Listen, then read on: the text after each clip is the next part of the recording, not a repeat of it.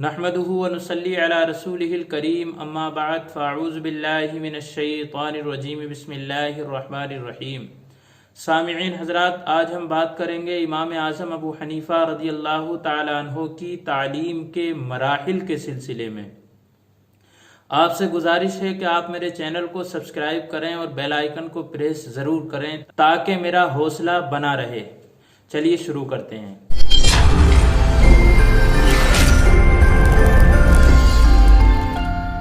امام اعظم ابو حنیفہ رضی اللہ تعالی عنہ ضروری تعلیم حاصل کرنے کے بعد تجارت کی طرف متوجہ ہو گئے۔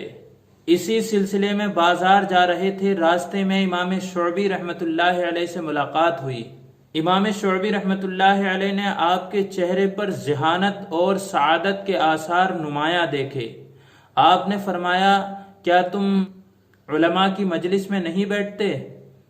امام اعظم ابو حنیفہ رحمۃ اللہ علیہ عرض کرتے ہیں، نہیں۔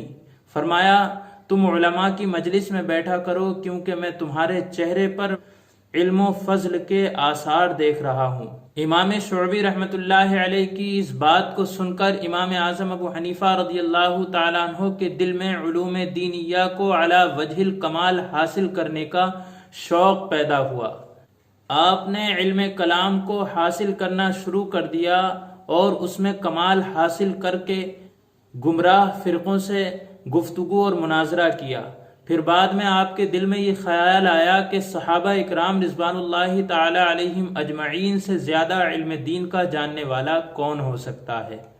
سامعین حضرات، یہاں پر ایک بات یہ بتا دوں کہ امام اعظم ابو حنیفہ رضی اللہ تعالی عنہ تابعین میں سے ہیں، اور آپ نے حضرت انس رضی اللہ تعالیٰ عنہ اور حضرت عبداللہ بن ابی اوفا رضی اللہ تعالیٰ عنہ جیسے بڑے بڑے صحابہ اکرام سے ملاقات کی ہے۔ آپ کے اساتذہ میں ایک نام حضرت حماد کا آتا ہے۔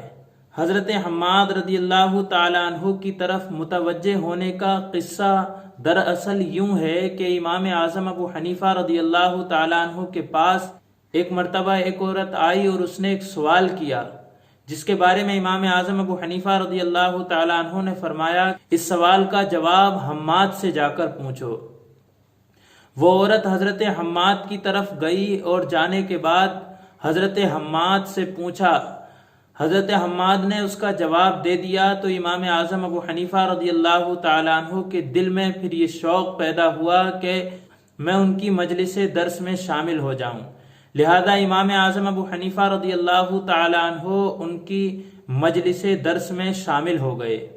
آپ کے فقہ کی طرف متوجہ ہونے کا ایک سبب یہ بھی بیان کیا جاتا ہے کہ ایک مرتبہ امام اعظم ابو حنیفہ رضی اللہ تعالی عنہ نے خواب میں حضور سرور کائنات صلی اللہ علیہ وسلم کی قبر مبارک کو کھودتے ہوئے دیکھا۔ اس وقت کے بہت بڑے عالم دین علامہ محمد بن سیرین سے اس خواب کی تعبیر پوچھی گئی۔ آپ نے فرمایا کہ تم حضور سرور کائنات صلی اللہ علیہ وسلم کی احادیث اور آپ کی سنتوں سے مسائل کا استخراج کرنے والے ہو۔ اس تعبیر کو غیبی اشارہ سمجھ کر امام اعظم ابو حنیفہ رضی اللہ تعالی عنہ نے پوری توجہ اور استغراق سے علم فقہ کو حاصل کرنا شروع کر دیا۔ امام اعظم ابو حنیفہ رضی اللہ تعالی عنہ نے 60 فتوے لکھے اور اپنے استاذ کے سامنے پیش کیے۔ آپ کے استاذ حضرت حماد نے 40 فتووں سے اتفاق کیا اور 20 فتووں سے اختلاف کیا۔ اس کے بعد آپ نے یہ قسم کھائی کہ میں تا حیات اپنے استاذ حضرت حماد کی مجلس کو نہیں چھوڑوں گا۔ سامعین حضرات، میں یہ پہلے بھی بتا چکا ہوں کہ آپ کے اساتذہ کی تعداد تو بہت ہے، لیکن ایک بہت بڑے عالم دین امام موفق بن عبداللہ مکی نے ابو عبداللہ بن حفص کے حوالے سے یہ بیان کیا ہے کہ امام اعظم ابو حنیفہ رضی اللہ تعالی عنہ کے تقریباً 4000 اساتذہ ہیں۔ تو آپ اندازہ لگا سکتے ہیں کہ کتنے بڑے بڑے علماء سے امام اعظم ابو حنیفہ رضی اللہ تعالی عنہ نے تعلیم حاصل کی ہے۔ اللہ تبارک و تعالی سے دعا ہے کہ پروردگار عالم ہمیں ان علماء کی تقلید کرنے کی توفیق عطا فرمائے۔ اور ان کے نقش قدم پر چلنے کی توفیق عطا فرمائے۔